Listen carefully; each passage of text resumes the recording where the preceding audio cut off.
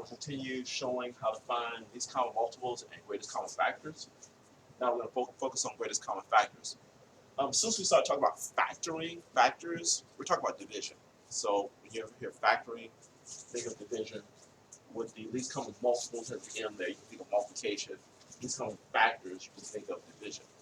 Okay, so all the greatest common factor. So let's ask ourselves, for the smaller number here, what numbers can divide into 6? The first number, 6 can be divided by 1, can be divided by 2, it can be divided by 3, and as soon as you get to halfway of a number, about halfway, then you skip to the number itself. It can actually be divided by 6. So 6 can be divided by 1, 2, 3, and 6. And I want to talk to you a little bit about how do you know if numbers can be divided by 2, 3, 6, 5, and 6. Okay. If a number can be divided by 2, it's an even number. Even numbers end in 0, 2, 4, 6, 2, 4, 6, 8. Okay. So if a number ends at any of these, 0, 2, 4, 6, 8, it's even, it can be divided by 2. To be divided by 5, you look for numbers that end in 0 or 5. So 2 and 5 are kind of fast to find. 3, how do you find something that's divisible by 3? You basically add your numbers and you see if that final number is in the 3 time tables. So again, you want to add your numbers and then see if it's in the 3 time tables. So for instance, if I want to know if 1, 2, 6, if 126 is in the 3 time tables, I add 1 plus 2 plus 6. 1 plus 2 plus 6 is 9. 9 is in the 3 time tables, and therefore it can be, so 126 can be divided by 3. Lastly, if you know a number can be divided by 2 and 3, it can be divided by 6. So 6 is dependent upon the 2 time tables and the 3 time tables. And that's it. This is how you know if something can be divided by 2, 3, 5, and 6. So let's get started here with 8.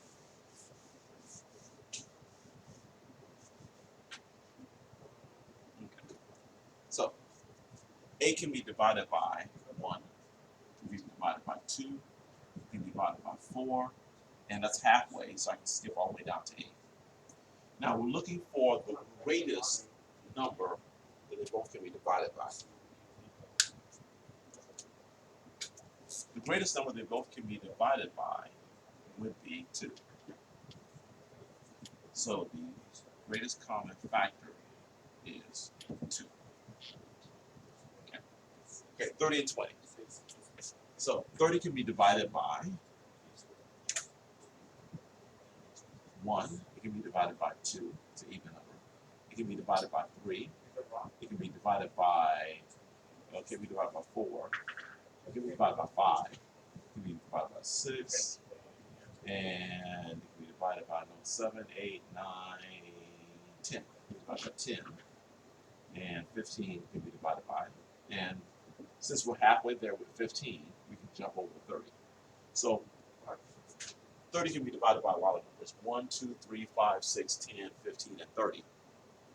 20 can be divided by 1, can be divided by 2, can be divided by 3, can be divided by 4, can be divided by 5. Not 6, not 7, not 8, not 9, not 10. 10. And I'm halfway there, so I can jump to 20.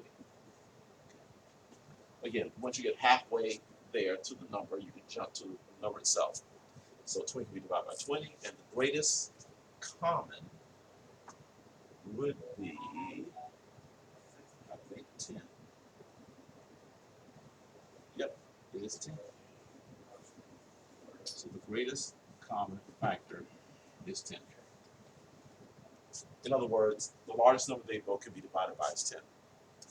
Okay, 8 and 10. So this can be divided by 1, can be divided by 2, it's going to be divided by not 3, not 4, but 5, and that's halfway there, so we'll jump to 10. 8 can be divided by 1, can be divided by 2, can be divided by not 3, not 4, yeah, 4. Can be divided by, oh, halfway there, so I jump to 8. And the greatest common that they have would be 2. So the greatest common factor for 10 and 8 is 2. Okay. That's 6 there. All right, we have 30 and 24. Now 30 can be divided by 1, 2, 3, not 4, but 5. It can be divided by 6, 7, 8, 9, 10. It can be divided by 10. 11, 12, 13, 14, 15, 15. And since 15 is halfway through 30, I can jump all the way to 30 now. Okay, so 24. 24 can be divided by 1, 2, 3, 4, not 5, 6 can be divided by 6, 7, 8 can be divided by 8, 9, 10, 11, 12, 12. And 12 is halfway, so I can jump to 24. Okay, and from there, what do they have in common on this list? I think 6 is the only thing they have in common. And both can be divided by 6. That's the greatest number. Well, 3 they have in common, 2 they have in common, 1 they have in common, but the greatest of all these commons, the greatest common factor would be 6. Again, they do have other numbers in common, 1, 2, 3, but we're going to use the greatest one, which is 6. Okay. All right, for this one, again, I want to give you the same bonus of using 5 and 10.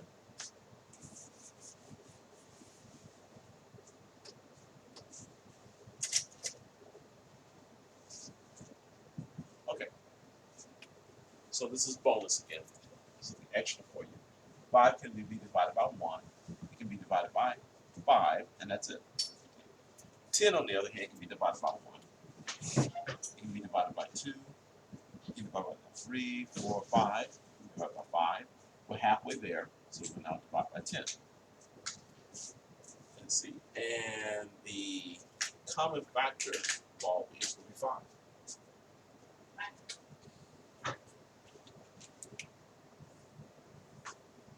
So the greatest common factor is 5. I want to give you one more bonus, and then we'll put everything away. Let's say we had